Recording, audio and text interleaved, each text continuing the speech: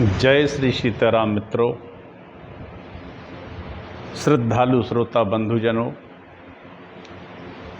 वंदनीय भक्तजन, वंदनीय भारत की मातृशक्ति, वंदनीय भारत की जनशक्ति,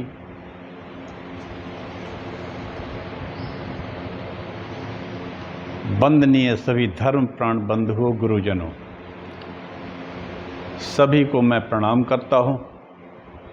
मैं टीकमगढ़ मध्य प्रदेश से डॉक्टर राजेंद्र मिश्रा श्रीमद् देवी भागवत की कथा कह रहा हूं। आप लोग सुनिए। कथा सप्तम स्कंद में है। श्रीमद् देवी भागवत हमारे पुराणों में तिलक के समान है, शीर्ष स्थल पर है। इसका बहुत महत्व है। शक्ति का निरूपण है। शक्ति के बगैर सारा संसार शून्य है और शक्तिशाली का ही वर्चस्व रहता है, आधिपत्य रहता है। हम शक्ति की उपासना करते हैं साल में 2 बार, चैत्र में रामनवमी और कुंवर मास में। इस तरह शारदीय नवरात्र। वैसे तो प्रतिदिन करना चाहिए, लेकिन ये 9 दिन विशेष हो। तो मित्रों, ये कथाएं केवल कथाएं सुनने के लिए नहीं, हमारे पुराणों में इनके ऊपर चलना चाहिए और इनसे हमें शिक्षाएं लेना चाहिए। सभी पुराण शक्ति सापेक्ष हैं। चाहे श्रीमद् भागवत हो, उसमें ही भगवान ने सुदर्शन को नहीं छोड़ा है, अर्जुन ने गांडीव को नहीं छोड़ा, भगवान शिव ने त्रिशूल नहीं छोड़ा। से पुराण पढ़िए आप, चाहे कुछ भी। और शक्ति का तो कहना ही क्या है। भगवती के जितने हाथ हैं सभी में एक से एक शस्त्र है। शस्त्र शक्ति का प्रतीक है। शस्त्र से ही शास्त्र की रक्षा होती है। और क्या, धर्म की रक्षा होती है, देश की रक्षा होती है, संस्कृति की रक्षा होती है। इसलिए हमें शक्तिशाली बनना चाहिए, वीर बनना चाहिए, योद्धा होना चाहिए। ये संक्रमण काल चल रहा है। आइए हम एक छोटा सा मंगलाचरण करते हैं, फिर हम कथा सुनाते हैं, समय का उपयोग करते हैं। नमोस्तु रामाय सा लक्ष्मणाय देवी च तस्यै जनकात्मजायै नमोस्तु रुद्रेन्द्रियमानिलेभ्यो नमोस्तु चंद्राग्नि मरुद्गणेभ्यः। जगमंगल गुण ग्राम राम के दानी मुकुट धन धर्म धाम के। जगमंगल भल काजु विचारा बेगिय नाथ न लाए बारा। गंगा तरंग रमणीय जटाकलापम गौरी निरंतर विभूषित वाम भागम। नारायण प्रिय मनंग मदापहारम वाराणसी पुरपतिम भज विश्वनाथम। अच्युतम केशवम राम नारायणम कृष्ण दामोदरम वासुदेवम हरिम श्रीधरम माधवम गोपिका वल्लभम जानकी नायकम श्री रामचंद्रम। भजे लेते सदा सुध दीन की सहज दया के धाम। जननी जनक राजेंद्र के प्रभु श्री सीताराम। जननी जनक राजेंद्र के प्रभु श्री सीताराम। भक्त भक्त भगवंत गुरु चतुर नाम बपु एक। तिनके पद बंदन करो ना सत विघ्न अनेक। सियावर रामचंद्र की जय। तब लगी कुशल न जीव कहूँ सपने हो मन विश्राम। जब लगी भजत न राम कहूँ शोक धाम तज काम। जब लगी कुशल न जीव कहूँ सपने हु मन विश्राम। जब लगी भजत न राम कहो शोक धाम तज काम। तब लगी हृदय बसत खल नाना। सब हृदय से होता है। बुद्धि तामसी हो जाए, दुष्टता आ जाए, ये खलों के लक्षण हैं। तो तब लग हृदय बसत खल नाना, लोभ मोह मच्छर मदमाना। वाह! लोभ तो इस समय ऐसे जकड़ गया है प्रत्येक व्यक्ति को कि उसने सब रिश्तों को त्याग दिया है। मोह उसी से हो गया है, उसी से मद है, मान, सब कुछ उसी से हो गया है। लोभ ने खा लिया है लोगों को। और मच्छर, डाह इतनी हो गई है कि हर आदमी एक दूसरे से डाह करता है, जलता है, जैसे राख हुआ जाता है। तो मोह लोभ मोह मच्छर मदमाना, जब लगी उरन बसत रघुनाथा,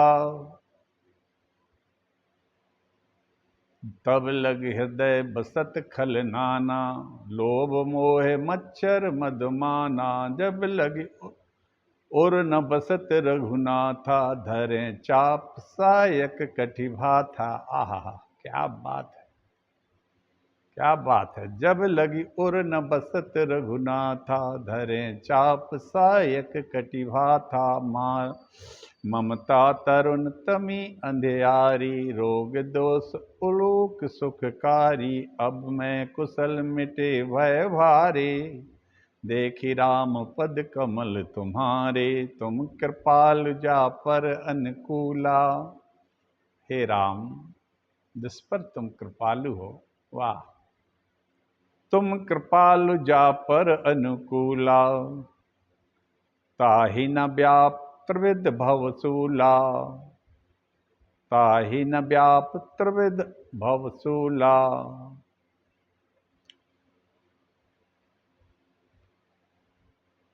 उसको क्या व्यापेगा जिसके हृदय में भगवान राम जी हैं।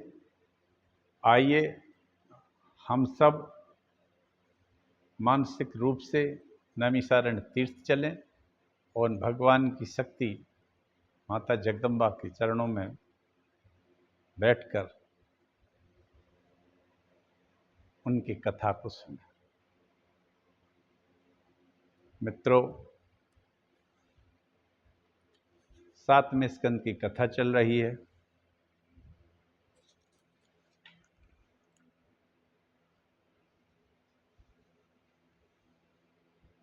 देवताओं ने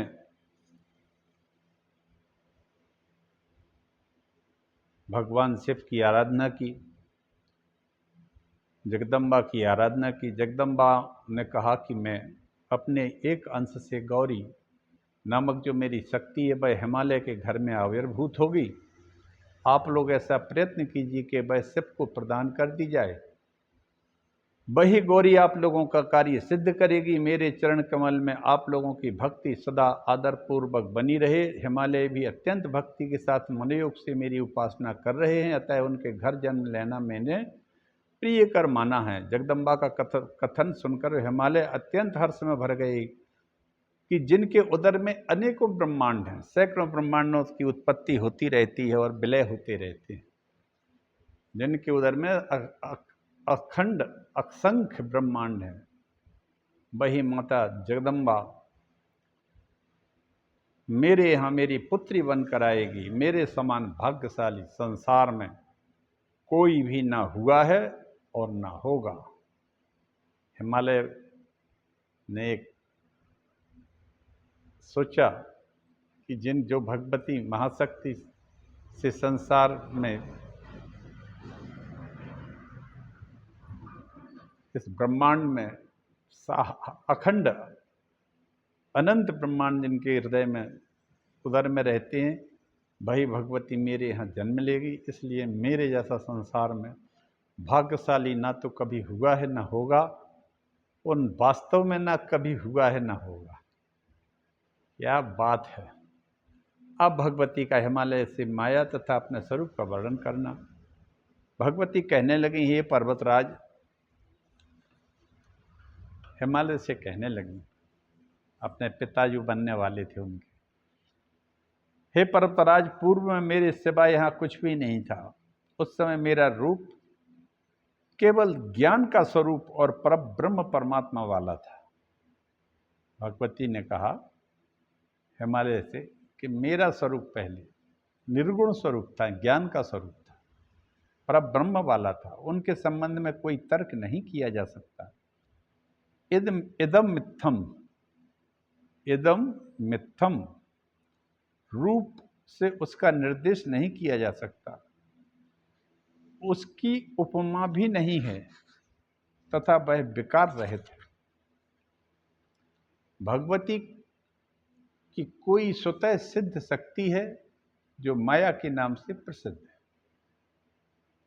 जैसे अग्नि में उष्णता रहती है, सूर्य में प्रकाश रहता है, उसी प्रकार यह माया निश्चित रूप से मेरी सहचरी है। जैसे सुप्त अवस्था में व्यवहार समाप्त हो जाता है, उसी प्रकार प्रलय काल में समस्त जीव, काल और जीवों के कर्म उन्हीं भगवती में अभेद रूप से विलीन हो जाते हैं।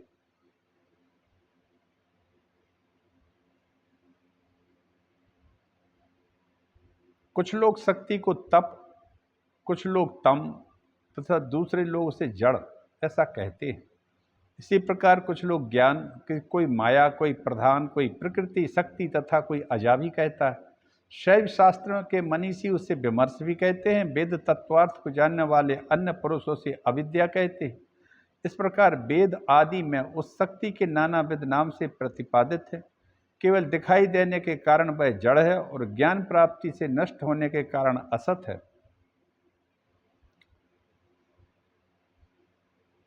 केवल दिखाई देने के कारण जड़ है, ज्ञान प्राप्ति से नष्ट होने के कारण असत है। चैतन्य दिखाई नहीं पड़ता और जो दिखाई पड़ता है वह जड़ है। चैतना दिखाई देती नहीं, दिखाई देता है वो जड़ पदार्थ सभी दिखाई देते हैं। चैतन्य स्वयं प्रकाश स्वरूप है, वह दूसरों से प्रकाशित नहीं होता, वह अपने आप ही प्रकाशित रहता है, क्योंकि इससे अनावस्था का दोष आ जाएगा। हे राजन, व्यास जी कहते हैं जन्मेजय से, क्योंकि श्रीमद् देवी भागवत को व्यास जी ने जन्मेजय को सुनाया था। ये परीक्षित के पुत्र थे। व्यास जी कहते हैं, हे राजन, आत्मा सर्वदा ज्ञान का स्वरूप और सुख का स्वरूप है। आत्मा सर्वदा ज्ञान का स्वरूप, सुख का स्वरूप है। वह सत्य है, पूर्ण है और असंग है, तथा द्वैत जाल से रहित है, अद्वैत है। अब यहाँ अद्वैत के बारे में कह रहे हैं व्यास जी कि वह सत्य पूर्ण असंग है, द्वैत जाल से रहित है। आत्मा काम अर्थात इच्छा कर्म अर्थात अदृष्ट आदि के साथ युक्त होकर अपनी माया से पूर्व में किए गए अनुभवों के संस्कार, काल के द्वारा किए गए कर्म के परिपाक और तत्वों के अभिवेक से सृष्टि करने की इच्छा वाला हो जाता है। क्या बात है, वाह। हे राजन, आत्मा सर्वदा ज्ञान का स्वरूप है, सुख का स्वरूप है। वह सत्य पूर्ण असंग है तथा द्वैत जाल से रहित है। वही आत्मा जब काम अर्थात इच्छा, कर्म अर्थात अदृष्ट आदि के संयुक्त होकर अपनी माया से पूर्व में किए हुए अनुभवों के संस्कार, काल के द्वारा किए गए कर्म के परिपाक पक जाने पर तत्वों के अभिवेक से सृष्टि की इच्छा वाला हो जाता है। वाह वाह। यही आत्मा जो सबसे से रहित है, लेकिन यही आत्मा संस्कार, काल, इच्छा, कर्म के परिपाक और तत्वों के अभिवेक से सृष्टि की इच्छा वाला हो जाता है। हे पर्वतराज हिमालय, मैंने आपसे अबुद्ध पूर्वक शयन के अनंतर परमात्मा की जो जागरण रूप अवस्था है वह बुद्धि पूर्वक नहीं है। इस अबुद्ध पूर्वक हुए सृष्टि कर्म का वर्णन किया है। संकल्प और विकल्प के उदय को मन कहते हैं। जहां आत्मा संकल्प और विकल्प के स्तर पर कार्य करने लगता है तो उसको हम मन कहते हैं। जब अंतःकरण संशय रहित हो जाता है तो वह बुद्धि कहलाता है। और वही चिंतन वृत्ति से अंतःकरण चित्त कैसा कहा जाता है। अहंकार वृत्ति से संयुक्त होने पर वह अंतःकरण अहंकार संज्ञक हो जाता है। अहंकार वृत्ति से जब संयुक्त होता है, अहंकार वृत्ति से संयुक्त होने पर वही अंतःकरण अहंकार संज्ञक हो जाता है। तेषां रजौ शैर्जातानि क्रमात् कर्मेन्द्रियाणि च प्रत्येकमिलस्तैस्तु प्राणो भवति पंचधा। हृदय प्राणो गुदे अपानो नाभि अस्तु समान कहा। कंठदेशे अप्युदाना स्याद्व्यान सर्व शरीरगः। ज्ञानेन्द्रियाणि पंचैव पंचकर्मेन्द्रियाणि च प्राणादिपंचकं चैव धिया च सहितं मनः। एतत् सूक्ष्म शरीरं स्यान्मम लिंगम यदुच्यते तत्र या प्रकृति प्रोक्ता सा राजद्विन्नविधा स्मृता। सत्वात्मिका तु माया स्याद् विद्या गुणमिश्रिता। स्वाश्रयं या तु संरक्षेत सा मायेति निगद्यते। तदनंतर उन पांच भूतों के राजस अंश से क्रमशः पांच इंद्रियां उत्पन्न होती। प्रत्येक राजस अंशों के मिलने से पांच प्रकार के प्राण उत्पन्न होते हैं। प्राण हृदय में, अपान गुदा में, नाभि में समान, उदान कंठ में तथा व्यान संपूर्ण शरीर में व्याप्त हुआ रहता है। इस प्रकार पांच ज्ञानेन्द्रियां, पांच कर्मेंद्रियां, प्राण आदि पांच वायु और बुद्धि मन सहित इन 17 अवयवों वाला यह सूक्ष्म शरीर है, जिसे लिंग शब्द से भी कहा जाता है। ये पंच प्राणों के बारे में व्यास जी ने बताया, पांच कर्मेंद्रियों के बारे में बताया, पांच ज्ञानेन्द्रियों के बारे में बताया।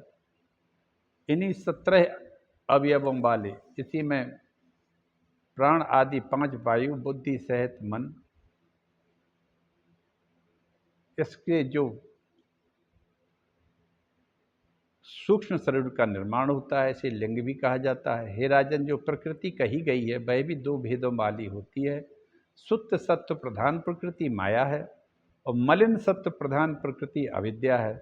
जो प्रकृति अपने आश्रित रहने वाले की रक्षा करती है तथा आवरण या व्यामोह नहीं करती, उसे माया कहा जाता है।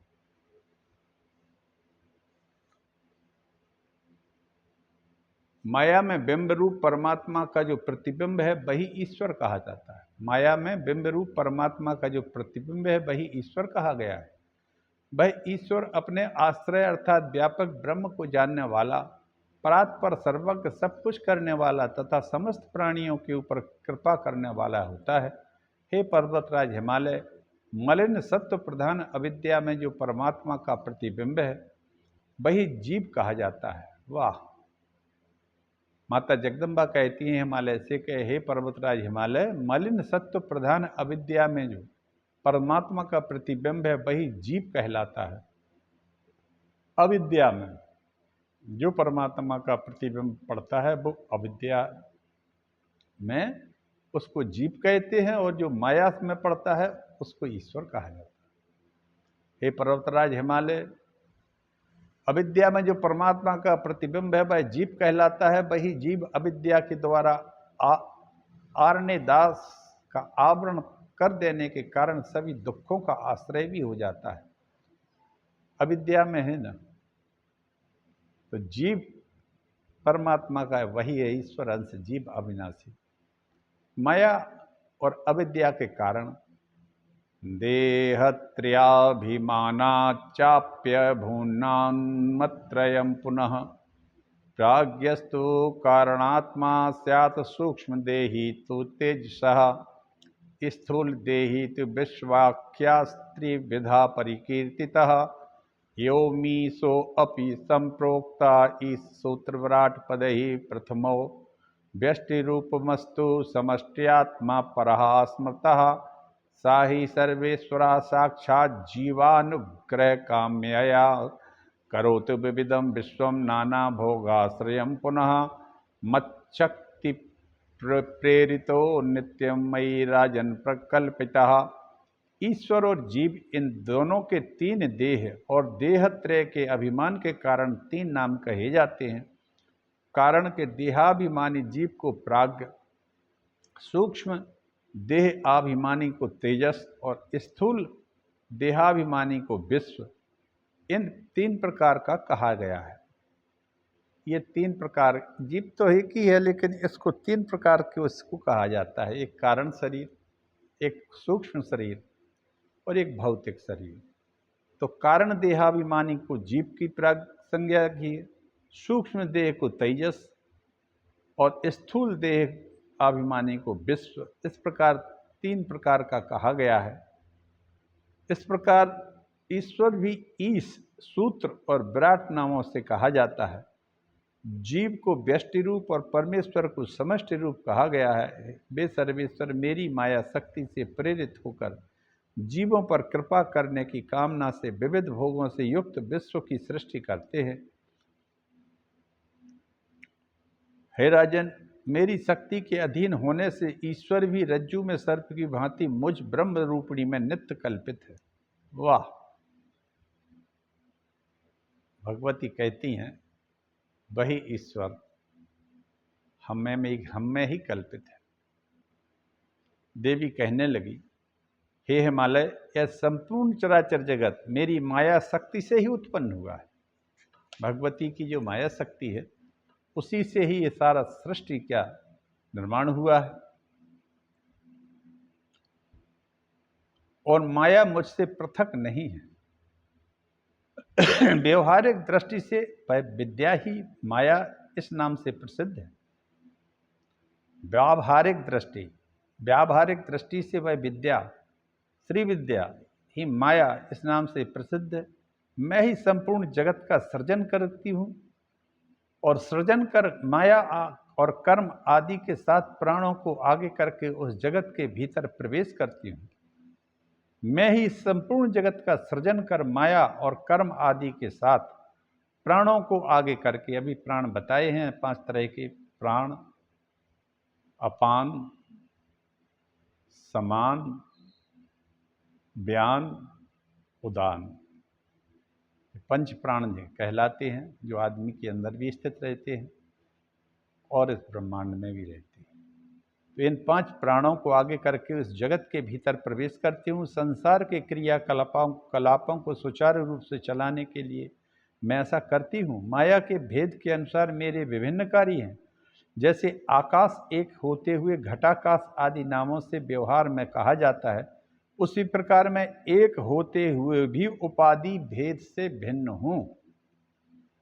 यथार्थ मैं ही हूँ। सर्वम खलविदम मेवाहम नान्य दस्ति कदाचन। ये आधा श्लोक शुरू से ही जब प्रारंभ होती है श्रीमद् देवी भागवत, वहाँ आता है कि इस संसार में केवल मैं ही हूँ और कुछ नहीं है। यहाँ भी यही कहा है भगवती ने, उपाधि भेदादि भिन्नाहम घटाकाशादयो यथा उच्च नीचा देवस्तूनि भासयन् भास्करः सदा न दुष्यति तथैवाहम दोषैर्लिप्तता कदापि न। जिस प्रकार से उत्तम और निकृष्ट सभी वस्तुओं को सदा प्रकाशित करता हुआ सूर्य कभी भी दूषित तो नहीं होता, उसी प्रकार मैं भी कभी उपाधियों के दोषों से लिप्त नहीं होती हूँ। मुझे कई उपाधियाँ जो चाहे देता रहे, मैं किसी से लिप्त नहीं हूँ। जैसे सूर्य सब जगह प्रकाश देता है लेकिन उसका उस पर प्रभाव नहीं पड़ता है, अच्छी और गंदी जगह कुछ भी हो। हे हिमालय, विभिन्न देह जीवों के देह और इंद्रियों के समूह में जैसे भेद की प्रतीति अविद्या के कारण है, वास्तविकता में नहीं है, उसी प्रकार जीवों में भेद और है, वह अविद्या के कारण है। सत्व, रज और तम में उन गुणों के कार्य रूप वासना के भेद से जो भिन्नता की प्रतीति हो करने वाली है, वही माया एक पदार्थ से दूसरे पदार्थ में भेद का हेतु है। कोई अन्य कभी नहीं। मयि सर्वमिदं प्रोतमोतम च धरणीधर ईश्वरो अहम च सूत्रात्मा विराडात्मा अहमस्मि च ब्रह्माहम विष्णुरुद्रौ च गौरी ब्राह्मी च वैष्णवी सूर्यो अहम तारकाश्चाहम तारकेशस्तथा तथा सम्यम पशु पक्षी स्वरूपाहम चांडालो अहम च तस्करः व्याधो अहम क्रूरकर्माहम सत्कर्माहम महाजना स्त्री पुंसकाकारो अप्यहमेव न संशय। हे धरणीधर, यह समग्र जगत मुझ में ओतप्रोत है। मैं ही ईश्वर हूँ, मैं सूत्र आत्मा हूँ और मैं ही विराट आत्मा हूँ। मैं ही ब्रह्मा हूँ, विष्णु हूँ, महेश हूँ, रुद्र हूँ, गौरी हूँ, ब्राह्मी हूँ, वैष्णवी मैं भी हूँ, वैष्णवी भी मैं ही हूँ। मैं ही सूर्य चंद्रमा तारे हूँ, पशु पक्षी आदि मेरे ही स्वरूप हैं। चांडाल हो, तस्कर, व्याध, क्रूर कर्म करने वाला, सत्कर्म करने वाला, महान पुरुष, ये सब मैं ही हूँ। स्त्री पुरुष नपुंसक के रूप में मैं ही हूँ, इसमें कोई संशय नहीं। हे धरणीधर, जिस प्रकार एक रस्सी भ्रमवश सर्प अथवा माला के रूप में प्रतीत होती है, उसी प्रकार मैं ब्रह्मा विष्णु रुद्र के रूप में प्रतीत होती रहती हूँ। मेरी सत्ता से ही यह जगत सत्तावान है। मेरी सत्ता से ही यह जगत सत्तावान है। शक्ति से ही तो सत्तावान होगा, वरना ये तो जड़ हो जाएगा, नष्ट हो जाएगा। हिमालय कहने लगे, हे मातेश्वरी, देव देवेश्वरी, हे देवी, यदि आप मेरे ऊपर प्रसन्न हैं तो मुझे अपना विराट रूप का दर्शन कराने की कृपा करें। हे भगवती, यदि आप मुझ पर प्रसन्न हैं तो आप मुझे अपने विराट रूप का दर्शन कराने की कृपा करें। हिमालय कहने लगे, हे देवेश्वरी, हे देवी, यदि आप मेरे ऊपर प्रसन्न हैं तो मुझे अपने विराट रूप का दर्शन कराने की कृपा करें। मित्रों, अब इस विराट रूप का वर्णन कल करेंगे। आज अपनी वाणी को हम विराम देते हैं। पाठ या कथा कुछ भी कहें, बड़ी धीरे मंथर गति से चल रहा है। भगवती की कृपा ही होगी, इसमें यही मान के चलते हैं। रोज नहीं हो पा रहा है, बीच बीच में व्यवधान आता है, और इस तरह से हिमालय ने मांग लिया है भगवती से वरदान कि मुझे विराट दर्शन देने की कृपा करें। इस दुनिया में केवल विराट दर्शन अभी तक मुझे जहाँ तक पता है केवल कृष्ण भगवान ने अर्जुन को दिखाया था, दर्शन दिए थे विराट रूप में, या भगवती महाशक्ति ने, आदि शक्ति श्री विद्या ने, महामाया ने, इनके हिमालय के कहने पर हिमालय को दर्शन दिए, जो हम कथा आगे कल कहेंगे। इसी के साथ में आप सबसे मैं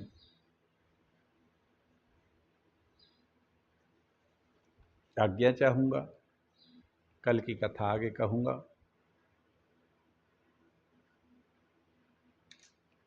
भगवान आपकी सभी इच्छाएं पूर्ण करे, परमात्मा आपको सद्बुद्धि दे, आप सभी का अच्छा करें, आपके साथ अच्छा हो।